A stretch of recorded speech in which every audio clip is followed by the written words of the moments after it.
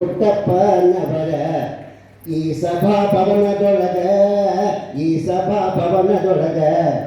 ಏ ಕನ್ನಡದ ತಾಯಿಯ ಮಕ್ಕಳೆಲ್ಲ ತಾವು ಚಂದಾಗಿ ಸೇರಿದಿರಿ ತಾವಿಂದು ಚಂದಾಗಿ ಸೇರಿದಿರಿ ಅಂದಾಗಿ ಹೇಳು ಕನ್ನಡದ ಮಹಿಮೆಯ ತಮ್ಮ ಮುಂದ ಗೀಯದ ಗಾಗಿಯದ ಗೀಯದ ಗೀಯದ ಗಾಗಿಯದ ಗೀಯದ ಬಂಧುಗಳೇ, ತಮಗೆಲ್ಲರಿಗೂ ಮತ್ತೊಮ್ಮೆ ಶರಣಾರ್ಥಿ ಅಂತ ಹೇಳ್ತಾ, ಬಹುಶಃ ನಾವೆಲ್ಲರೂ ಕನ್ನಡದ ಉಳಿವಿಗಾಗಿ ನಾವೆಲ್ಲರೂ ಪ್ರಯತ್ನ ಪಡಬೇಕಾಗಿದೆ. ಯಾಕಂದ್ರೆ ಮೊದಲ ತಾಯ ಹಾಲ ಕುಡಿದು ಲಲ್ಲೆಯಿಂದ ತೊದಲಿ ನುಡಿದು ಗೆಳೆಯರೊಡನೆ ಬೆಳೆದು ಬಂದ ಮಾತದಾವುದು ಆ ಮಾತದಾವುದು ಬಲ್ಲವರಿಗೆ ಬೆಲೆಗೆ ಇಲ್ಲಿ ಅರಿಯದವರು ನಾಲ್ವರಲ್ಲಿ ಅವಳ ಹುಡುಗೆ ಇವಳಿಗಿಟ್ಟು ನೋಡ ಬಯಸಿದೆ ಆ ಹಾಡ ಬಯಸಿದೆ ಆ ಹಾಡ ಬಯಸಿದೆ ಅಂಥೇಳಿ ನಮ್ಮ BMC ಅವರು ಕನ್ನಡದ ಕಣ್ವ BMC ಅವರು ಎಷ್ಟು ಸೊಗಸಾಗಿ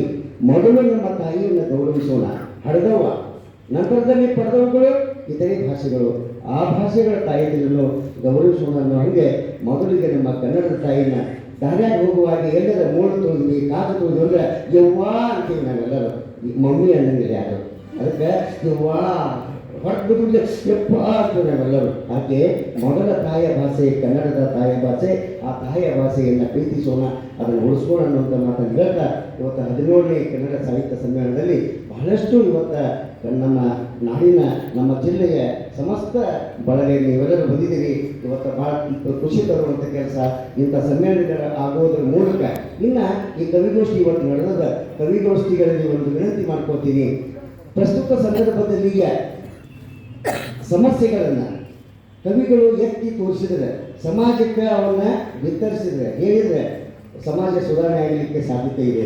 ಈಗ ಉದಾಹರಣವಾಗಿ ಕವಿಗಳು ಒಂದು ಕಡೆಗೆ ಇವತ್ತು ಪ್ರಸ್ತುತ ಸಂದರ್ಭದಲ್ಲಿ ಇರತಕ್ಕಂಥ ಸಮಸ್ಯೆಗಳನ್ನು ಇವತ್ತು ವರಶೋಧ ಇರ್ಬೋದು, ಕನ್ಯಾಶೋಧ ಇರ್ಬೋದು, ಆಮೇಲೆ ಸಾಮಾಜಿಕವಾಗಿರ್ತಕ್ಕಂಥ ಕೆಲವು ಸಮಸ್ಯೆಗಳಿರ್ಬೋದು, ಎಲ್ಲರೂ ಯಾವುದರ ಒಂದು ವರ್ಣನೆ ಮಾಡೋದು ಇದನ್ನೇ ಒಂದು ಕಡೆಗೆ ವಸ್ತುವಾಗಿರ್ಕೊಂಡಿರ್ತೀವಿ. ಆದರೆ ಪ್ರಸ್ತುತ ಸಂದರ್ಭದಲ್ಲಿ ಸಾಮಾಜಿಕ ಕೆಲವು ನ್ಯೂನತೆಗಳನ್ನು, ಕೆಲವು ತೊಂದರೆಗಳನ್ನು ಅವುಗಳನ್ನು ಇಟ್ಕೊಂಡು ಈ ಕವನದ ಮೂಲಕ ನೀವು ಹೊರ ಹಾಕಿದರೆ ಸಮಾಜ ಸುಧಾರಣೆ ಆಗಲಿಕ್ಕೆ ಸಾಧ್ಯತೆ ಇದೆ. ಒಂದು ಕಡೆಗೆ ನಮ್ಮ ಜನಪದ ಗಟ್ಟು ಒಂದು ಹೇಳ್ತಾರೆ, ಜನಪದಗಳು ಏನ ಹಾಡಿದ್ರು ಅವ್ರ ಕವಿಗಳು ಅಂತೇಳಿ ಅವ್ರಿಗೆ ಬಿರುದ ಕೊಡಲಿಲ್ಲ, ಬೀದಿಯವರಿಗೆ ಬೀದರ ಕಥೆ ಅಂತೇಳಿ ಮತ್ತು ನಮಗೆ ನಾವು ಹಾಡ್ಕೊಂಡು ಹೋಗೋದು ಅನೇಕ ಕವನ ಬರ್ತೇನೆ ಬಿಡ ಅಂತಾರೆ. ಬಂಗಾರ ಬಳಿ ಇಟ್ಟು ಬಡವರಿಗೆ ಬೈದಾಡ, ಬಡವರಿಗೆ ನೀನು ನೆರಳಾಗು, ಬಡವರಿಗೆ ನೀನು ನೆರಳಾಗು ನನ್ನ ತಂಗಿ, ಬಂಗಾರದ ಗುಣ ನಿನಗ ಬರಬೇಕ, ಬಂಗಾರದ ಗುಣ ನಿನಗ ಬರಬೇಕ. ಜನಪದ ಗಣತಿ ಊರು ಬರಹ ಬಾಳತಕ್ಕಂಥ ನಮ್ಮಗಳು, ನಮ್ಮ ಅಪ್ಪಂದಿರು ಇಂಥ ಹಾಡುಗಳನ್ನು ಒಂದು ತ್ರಿಪದಿಯನ್ನು ನಾವು ವಿವರಣೆ ಮಾಡಕ್ಕೆ ಹೋದ್ರೆ ದೊಡ್ಡದೊಂದು PhD ಆಗ್ತದೆ. ಅಂಥ ಮೌಲ್ಯಯುತವಾಗಿರ್ತಕ್ಕಂಥ ಸಂದೇಶಗಳನ್ನು ನಮ್ಮ ಕವಿಗಳು ಈ ತಮ್ಮ ಕವನಗಳಲ್ಲಿ ಬಿತ್ತರಿಸಲಿ. ಎಲ್ಲ ಕವಿಗಳಿಗೂ ಶುಭವನ್ನು ಕೊಡ್ತಾ, ಈಗ ಕವನವನ್ನು ಹೇಳುವಾಗ ನಾನು ಅವಾಗ ಸಣ್ಣದಾಗ ಹೇಳ್ತಿದ್ವಿ, ಯಾವಾಗ ಬರ್ತೀರಿ ಮಂತ್ರಿಗಳೇ ನೀವು, ಯಾವಾಗ ಬರ್ತೀರಿ ಮುಖ್ಯಮಂತ್ರಿಗಳು, ಯಾವಾಗ ಬರ್ತೀರಿ ಮುಖ್ಯಮಂತ್ರಿಗಳು, ನೀವು ಬಂದ್ರೆ ಯಾದೀತು ನಮ್ಮೂರೇ ರಿಪೇರಿ, ಯಾವಾಗ ಬರ್ತೀರಿ ಮಂತ್ರಿಗಳೇ, ಯಾವಾಗ ಬರ್ತೀರಿ ಮಂತ್ರಿಗಳೇ, ಊರು ಕೆಟ್ಟೈತಲ್ರಿ ಮಂತ್ರಿಗಳೇ, ನೀವು ಊರು ಕೆಟ್ಟೈತಲ್ರಿ ಮಂತ್ರಿಗಳೇ, ನೀವು ಬರ್ತೀರಂದರೆ ಊರೋಡಿ ಬಂದಾರ ಬೋರನ್ನ ರಿಪೇರಿ ಮಾಡ್ಯಾರೋ, ನಾವೆಲ್ಲ ನೀರ ಕುಡಿದೇವು, ಯಾವಾಗ ಬರ್ತೀರಿ ಮಂತ್ರಿಗಳೇ, ಯಾವಾಗ ಬರ್ತೀರಿ ಮಂತ್ರಿಗಳೇ.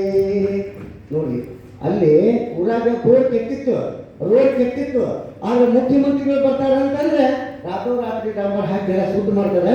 ಅದಕ್ಕೆ ಒಬ್ಬ ಕವಿ ಆ ಸಂದರ್ಭದೊಳಗೆ ಅದನ್ನು ನೋಡಿ ಕವನವನ್ನು ಆಕೆ ಬರೆದಿದ್ದಾನೆ. ಆ ರೀತಿಯಾಗಿ ನಾವು ಸಹಿತವಾಗಿ ಸಾಮಾಜಿಕ ನ್ಯೂನತೆಗಳ ಬಗ್ಗೆ ಕವನಗಳಲ್ಲಿ ನೀವು ಬಿತ್ತರಿಸಿ ಸಮಾಜವನ್ನು ಇವತ್ತು ತಿದ್ದಲಿಕ್ಕೆ ನಮ್ಮ ಕವಿಗಳು ಸಾಹಿತಿಗಳು ಅದಕ್ಕೆ ನೆರವಾಗಲಿ ಅನ್ನುವಂಥ ಮಾತನ್ನು ಹೇಳ್ತಾ, ಇಲ್ಲಿ ನಮ್ಮ ಸಾಹಿತ್ಯ ಪರಿಷತ್ ಅಧ್ಯಕ್ಷರು ಕರೆದು ಇಲ್ಲಿ ವೇದಿಕೆ ಮೇಲೆ ಎರಡು ಮಾತುಗಳನ್ನು ಹಂಚಿಕೊಳ್ಳಲಿಕ್ಕೆ ಅವಕಾಶ ಮಾಡಿಕೊಟ್ಟದ್ದಕ್ಕಾಗಿ ಸಂಜೆ ಮುಂದೆ ನನ್ನೊಂದು ಕಾರ್ಯಕ್ರಮ ಅದ. ಆದರೆ ಇವತ್ತು ರಥಸಪ್ತಮಿ ಇರೋದ್ರಿಂದ ಜನಪದ ಸಾಹಿತ್ಯದಲ್ಲಿ ಸೂರ್ಯನ ಕುರಿತು ಹುಬ್ಬಳ್ಳಿಯ ಡಾಕ್ಟರ್ DS ಕರ್ಕಿ ಸಾಹಿತ್ಯ ಭವನದಲ್ಲಿ ನನ್ನ ಉಪನ್ಯಾಸ ಕಾರ್ಯಕ್ರಮ ಇರೋದ್ರಿಂದ ಈಗ ತುರ್ತು ಒಂದು ಕೋರ್ಟ್ ಕೇಸ್ ಇರೋದ್ರಿಂದ ಅದರಲ್ಲಿ ನಾನು ಹೋಗೋದ್ರಿಂದ ನಿಮ್ಮೆಲ್ಲರಲ್ಲಿ ಕ್ಷಮೆ ಕೊಟ್ಟ ನಿಮ್ಮೆಲ್ಲರ ಆಶೀರ್ವಾದ ನನ್ನ ಮೇಲೆ ಇರಲಿ ಅಂತ ಕೇಳ್ತಾ ಮತ್ತೊಂದು ಕಣ್ಣಿಲ್ಲ ಶರಣು ಶರಣಾರ್ಥಿಗಳು.